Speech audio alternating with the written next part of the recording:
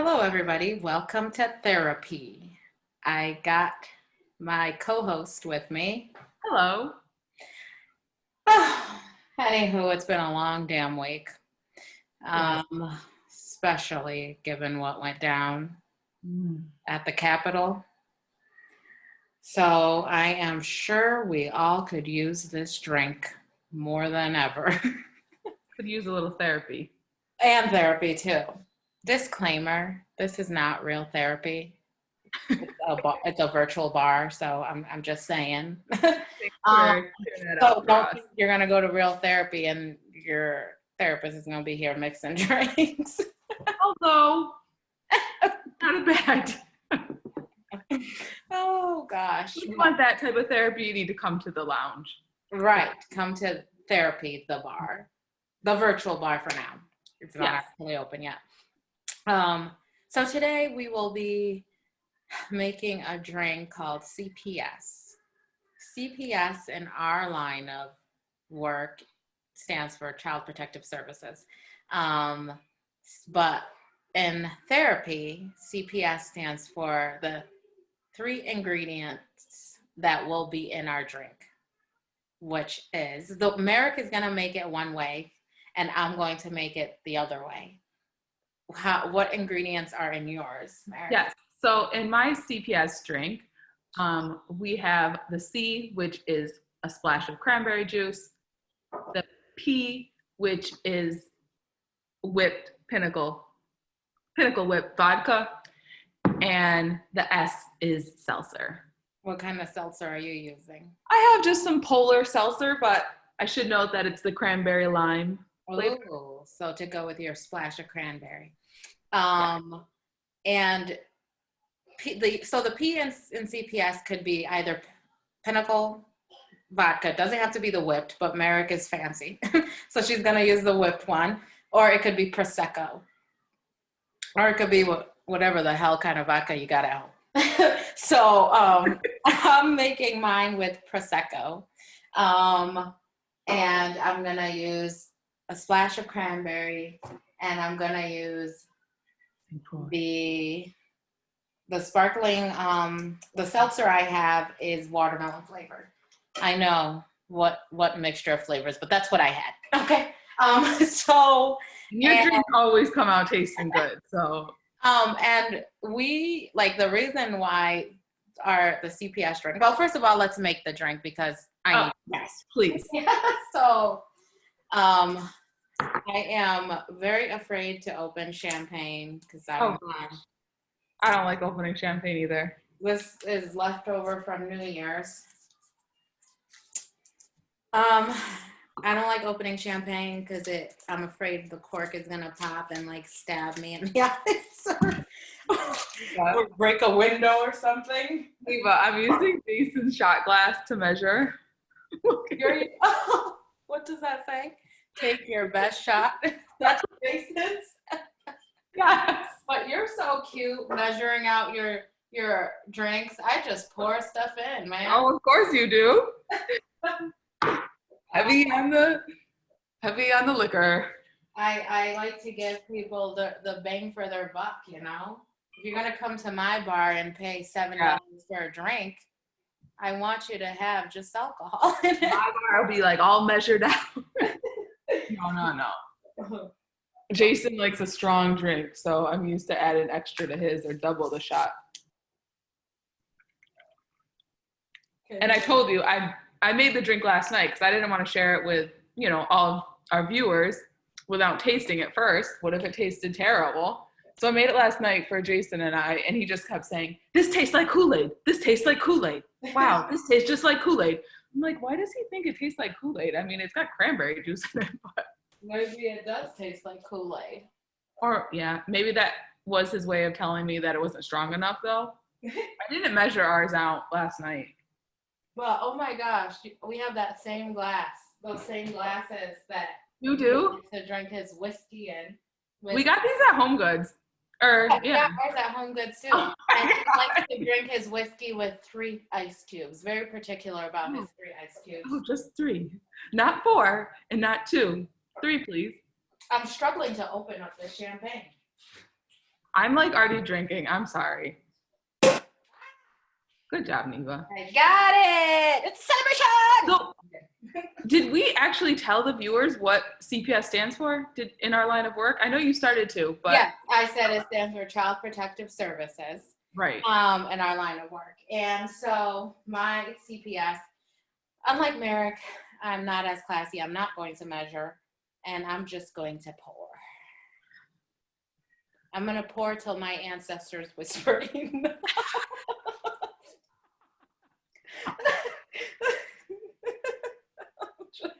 Oh my gosh. And they will never whisper. Because my Haitian ancestors likes their booze. Oh gosh, but I'm still gonna keep going because I'm gonna make this. Because you're just gonna have a splash of seltzer and a splash. Yeah, pretty much. However, like I like my mimosa, which is all champagne, and literally I want you to take one of those eye drop things and just put the orange juice on there. But honestly, we have to tell everyone that when we came up with the CPS drink, we added seltzer to it because we actually felt like at times CPS services can be a little watered down in our experience. And I don't want to offend any viewers that may be CPS workers, because I do understand that they have a difficult job. So, I don't want to offend anybody. But overall, both of our experiences have been that their services are watered down. Yeah, and that is true. Like when we came up, I literally put a drop of cranberry juice. But when we came up with the drink, the CPS drink, we did have two like we had the cranberry and the seltzer, because some people may say, why can't you just do the seltzer, or why can't you just do the cranberry? But we wanted to add more watering down of the booze to represent the services that they provide.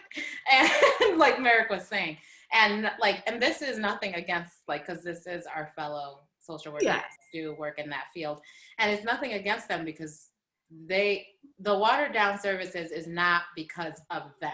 It's because of all the policies and it's the system in general and all the stupid shit paperwork that is put in place to really keep people from actually doing their job. Like, we go into this field and we have this vision of what we want to do and how we want to help people, and then all these policies and crap when you work in a agency gets in place of you actually being able to do that. And the caseload too. Like, I know their caseload is ridiculous, and they have a very difficult job. So nothing to those workers. We know they work very hard, but in general, watered down. Yes. And I even was gonna get fancy. I have some cranberries, some real calling me fancy, left over from the mistletoe sangria I made for Christmas. And I'm gonna go ahead and I'm gonna add 3, maybe 4. Not 4, 3. Give it a little color. You see, that looks pretty. I like that. You can also see some blueberries thrown in there. Would look nice. So it's almost like a sparkler. Mine is almost like a sparkler. And so the reason why you can make it 2 different ways is because you can do it this way, which is almost like a brunch drink. Mm-hmm. And then when you've had a real hard day, which I'm sure most of these CPS workers have, given their line of work and what they do, you make that shit at night with vodka and knock yourself out. Yeah, cheers to those workers. Yes, cheers to all of our social work. So, Neva, I was actually thinking when you said that, I was like, maybe we should have some discounts at our lounge. So if a CPS worker comes in, shows us their ID, they would get the CPS drink at 50% off or something. Oh my gosh, look at you. Right? Yes, anything to get our people nice and saucy. Because they deserve it. I'm down for that. Yes. Yes, that's a good idea. Right. But and how has your experience been working with CPS? Do you have any? Yeah, I'm trying to think of some stories, if anything is coming to mind, but no like real funny story or anything that I can think of off the top of my head. I don't know. Do you have one? I don't have anything funny, but all I know is my experience with them is like they're always gathering information from you, but they never give you anything back. Yes. And Yes. they'll call you and be like, oh, can you tell me about such and such and blah, blah. And then you'll call and be like, where are we at with the case? And they're like, I can't say anything. Yes. That was one point I was going to bring up. And I know. In one sense, though, I think like, wow, this, like right now, Neva and I both work in the school setting, but we've had experience in other settings working as social workers. But in the school setting, like it kind of makes me feel like maybe how the teachers feel when they come to us for information. Cause it's like, honestly, like and maybe sometimes I share a little more with them than I should. But you know, trying to maintain confidentiality. So I kind of try to look at it that way. And it's like, oh man, that's what it must feel like for the teachers sometimes. Cause yeah, it's just hard because you get to know your client and families like so well and you care so much about them. And then like you're sharing all this information and you have like no idea what actually is going on in the home and what CPS is like doing. Right. Yeah. And I always like, I understand it. So I always want the worker that I'm working with, I always want to tell them like, no, I get it. Or I know you can only share so much with me, but like, I'll throw things out there like, yeah, I wasn't sure if you guys were getting ready to close the case or what was going on. And just like nothing, just like, I'm like, come on, can you just tell me what's going on? Are we going to court? Are we like? Right. It's like, I called in this case. Yeah, I'm the reason that Can you explain it to me, please? But I remember I had made a CPS call because the one kid that I had like during the shutdown, when schools shut down, and I was talking to the dad, and the dad was like losing his shit, and he's like, I can't teach this kid. I'm not used to them being home for this long. And yesterday I threw the TV at the wall and blah blah, and I'm just like, oh, alrighty then. So then I had made a call to CPS, and then they told me, I'm like, so are you gonna go like do a home visit and see what the heck is going on, investigate into that, because he seems very frustrated or whatever, because he had already had CPS involved. And they're like, well, it's a pandemic, we're not doing home visits. And I'm just like, this is the best time more than any to be doing home visits, because these kids are at home, and like we know during the time, like parents are under more stress. Yes, we're increasing. And she goes, yeah, we're not doing home visits, but I'll give dad a call and see what's going on. I'm like, I just gave him a call and he told me what's going on, and now I'm telling you. And I'm telling you what's going on. Yeah. Like what if like we were, because we were still like doing home visits during I put home visits because it's like we weren't supposed to be calling them that during the pandemic, but we were visiting the homes. Like we were visiting the homes, but like staying outside and just like checking in stuff, you know, basically doing CPS's job. And she like wouldn't go, and I'm like, well then I guess I'll have to drive over there and see what's going on. See what's happening, you know, like what the heck. God. So hence the watering down of services. Yeah. But at the same time, you know, it's a pandemic. It's like, you know, everyone was under strict regulations, but it's like, if we can bend the rules, why the heck? You know? Right. So that has been my experience. They're very CIA hush hush, take information from you but give you nothing, and like very like regulated. Like you know, it's like, you know how there's regulations, but we all have been at jobs where we cross the line a little bit, not inappropriately, but for the safety of our kids or our clients. But for them, it's like no line crossing. Like that's what. And that reminds me too, like just like calling CPS. So when you have a concern or something that warrants making a report, it's like constantly throughout our field, like I hear like, well, do you think they'll accept the case? And, you know, a lot of times you got to be like, well, it's not our job to decide whether or not like they'll accept this or they're going to open up a case. It's like our job is to report it. Right. But even when you do report cases, like sometimes you're like, wow, they didn't accept that. Right. But it goes back to like how kind of rigid they are and how much they're like in that box. Like just even like the wording and like how you deliver your concerns can sometimes determine whether or not like they accept a case. Right. And it's not even, and it also depends on where they're at caseload wise, right?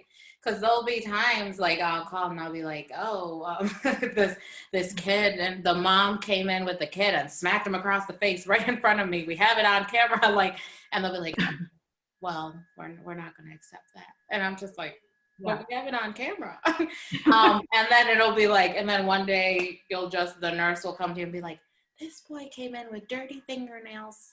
Should I report it? And I'm like, dirty fingernails? Like, I've seen your fingernails and they're dirty. Am I gonna make a report on you? But at the same time, it's not my job to deter anyone from reporting. So I'm like, go for it. I don't think they're gonna take it, but go ahead. And she'll like call, and then CPS will be like, we'll take the case. And I'm like, oh, you will? Really? That one? I know. Yeah. All the time. But it's like, I guess caseloads are low, so yeah, they need to take them. Yeah, I don't know. It's so.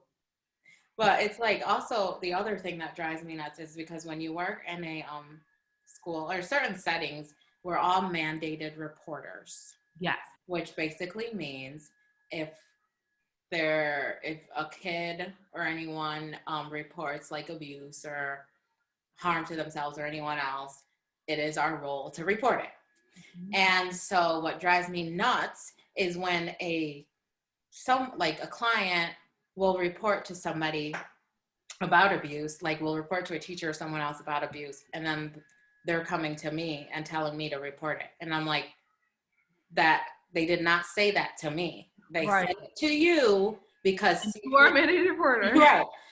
Because what CPS doesn't take is like hearsay. Like, I heard this person who told that person, blah, blah. They want the person who heard it directly to be the ones to do the reporting. Right. So it's like, if that child came to you and said that, then you should report it. Don't come and tell me about it, or don't come and tell me and say, and when I tell you, you probably should call CPS and report it, and you say, well, can you call home and investigate a little bit more? I'm not Nancy Damn Drew. I'm not an investigator. Right. So that's not what I'm going to do. You need to report it, and you leave it in the hands of CPS, because that's what they do. They will do the investigation. It's not our job to determine what the kid is saying, if it's true or false, or to look into it. It's just our job to take what they say, and if it sounds dangerous, to report it and leave it to the people who their role is to do the investigation. And I think a lot of times that falls to the social worker, though, and even just not in the school setting. Definitely this happens in the school setting, though. But even when I worked at the hospital, it's like those roles outside of the social worker, they lack confidence in making that call, like even knowing how to call or what the state central registry, when you call the hotline, wants to hear. It's like when I worked at the hospitals, I would sit on those calls with the doctors. So I wasn't the one saying like, this is what the parent reported to the doctor, or if they had medical questions about like the injuries or whatever. So, and then same thing with like the teachers. It's usually the social worker that is the one making those calls, even though there's like so many people that are considered like mandated reporters. Right. And so you're right. It's the lack of confidence thing. But it's like at the end of the day, CPS will tell you whether or not you should be, like whether or not they'll accept the case, or whether or not this was reportable, you know? Right. Like if worse comes to worse, call them. I know. I always say that too. It's like, we have nothing to lose by calling them. They can tell us like, okay, thanks, but you know, we're not gonna open a case. We're not gonna accept this. Okay. Like, at least you called and you kind of covered yourself too. Yes, exactly. I have a little one here trying to get his camera time again, but he won't. Why don't you watch PJ Masks or go watch your show? Or So But overall, like my drink tastes pretty light, even though it was this much champagne Yeah. and literally a splash of everything else. Mine is Goes down easy, right? yes. And I'm feeling it, and it goes down very easily. Like you said, it's Kool-Aid. It tastes just like Kool-Aid. No, but it is really good. I don't remember. I may have had Pinnacle whipped vodka. I don't remember having it, but it's good. Yeah. And when I had all the options, there was like birthday cake, regular, or whipped. I know that there's like more options, but that's all the liquor store I went to had. And I was like, no, birthday cake would be too like Sweet. yeah, sweet and like not go with this drink. And then I was like, would whip be weird in this drink? But I'm happy I got it. It has a little extra something. You know what might be good with that? Yesterday I had a black cherry vanilla seltzer. From Wegmans? Yeah. Yes, that is okay. That's my favorite seltzer. I hate black cherry. Like I hate black cherry anything.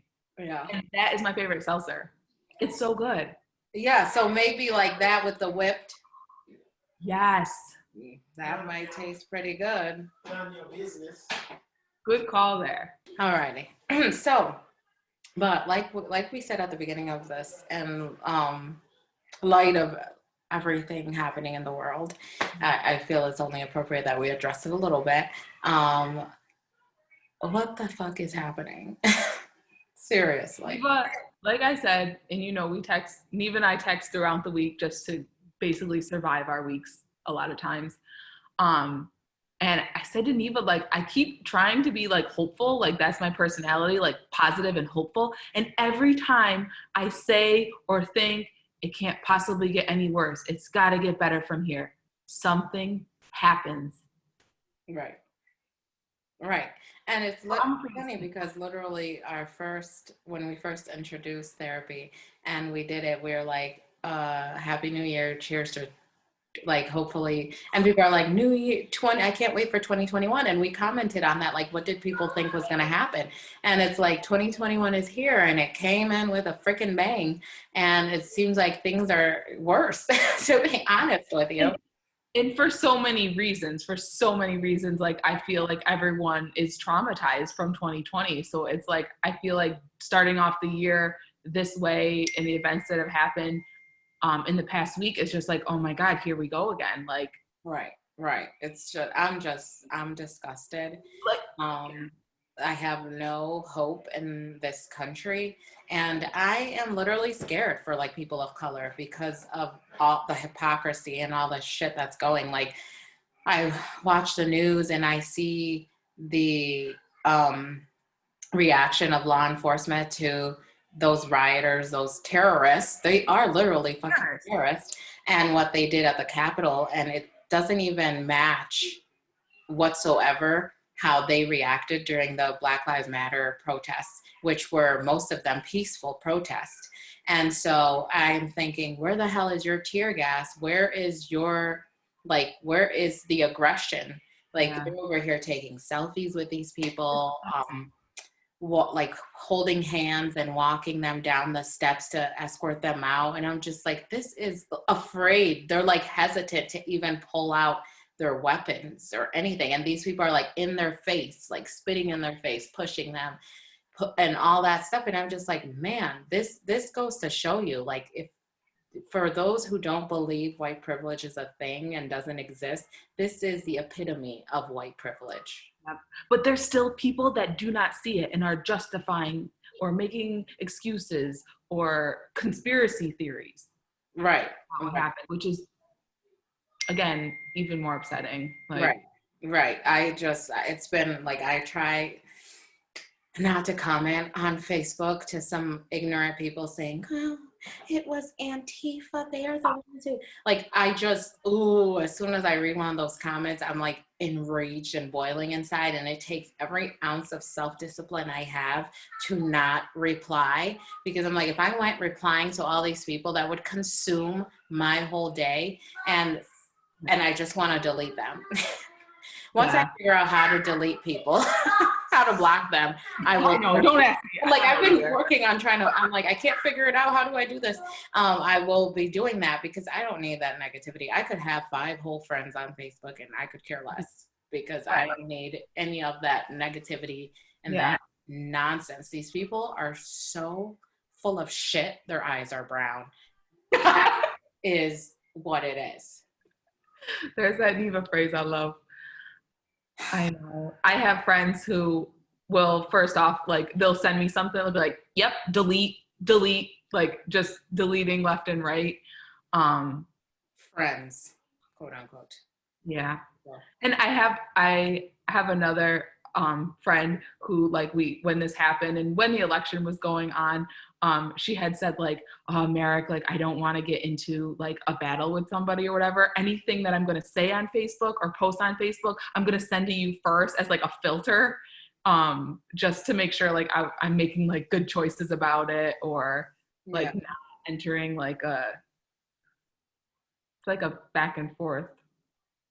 Yeah, but it's like, why? It's like, why are we going back and forth? You know, like you see what I do? Exactly, though. They're upset. The reason I drink. Like, we need a reason. But it's like, my thing is like, I'm not going back and forth with you. Like, if I'm posting something on my page, why are you under my comment arguing with me? I know. You don't like what I posted, just keep it moving. Keep scrolling or delete me. Right. It's like, I'm not going to argue with you. The only, like, even though I'd be commenting too on some of people's stuff, but it's like, I comment to provide education, not to debate with you. Like, when you're saying, making false, like, statements, I'll come down and I'll just put my little stats, put my little stuff right under there just to provide some education, or put a little reading, a little link where you could go and you could look up your own Make stuff. them think maybe. Education. But I'm not going to be going back and forth debating with you on on your page. I will just delete you and keep it moving. Like, it's. And I think though that we should mention, like, taking care of ourselves. Yes. And giving yourself that distance from the news, from Facebook. And I understand that there's some privilege there even for white people to be able to say, oh, I'm just going to not watch the news and not watch Facebook and it won't impact me. Like, I have not even friends, it's more like influencers that I follow on social media or whatever. And they're like, I'm just going to like stay home. I'm going to create such like a sanctuary in my home for my kids and my family. And it's like, that's their white privilege though, that you can do that and still not be affected, you know, and probably their small all white communities that they live in. Yeah.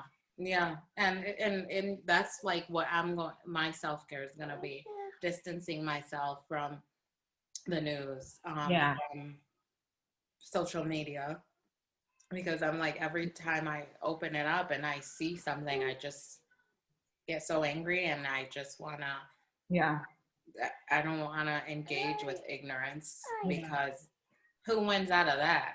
You know, it's like you're arguing with a lunatic, and it's like, they're lunatic. Like, they're gonna, the next day they're gonna wake up and not even remember what happened, and you're still enraged. Like, it, you know, nothing comes out of that. Right, it's affecting you more. Yeah.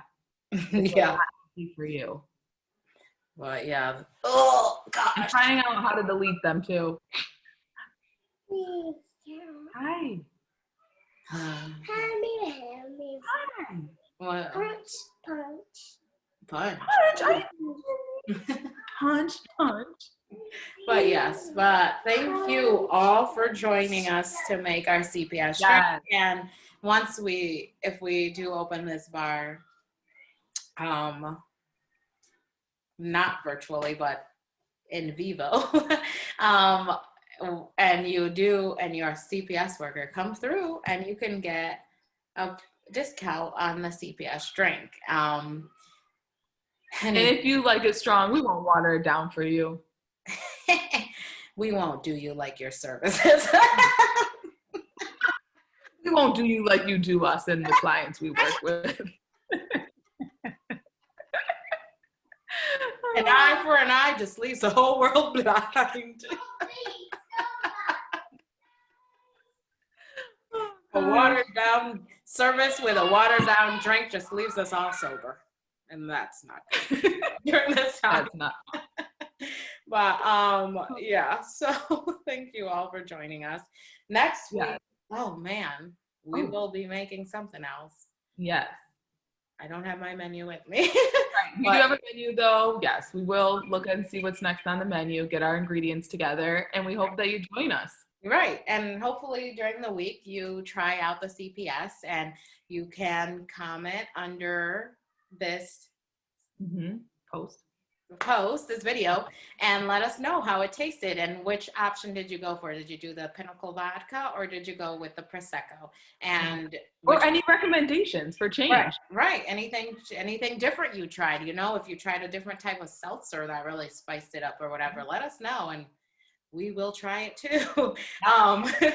And just let us know if you liked it and if it tasted good. And so just don't forget to subscribe. And I just want to say one thing. Neva had mentioned when we first introduced therapy to all the viewers that we would be happy to get any comments or questions you have about like the social work field, or have you ever seen this, or what's your experience working with this group or population or situation.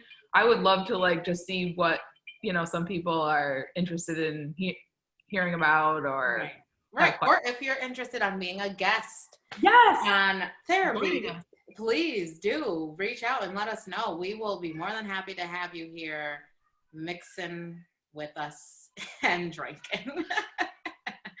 So please don't forget to subscribe, comment, like, and share our video. Thank you all for tuning in. Thank you, Merrick, for being here. Thanks, Neva. Take care of yourselves, everyone. Be safe out there.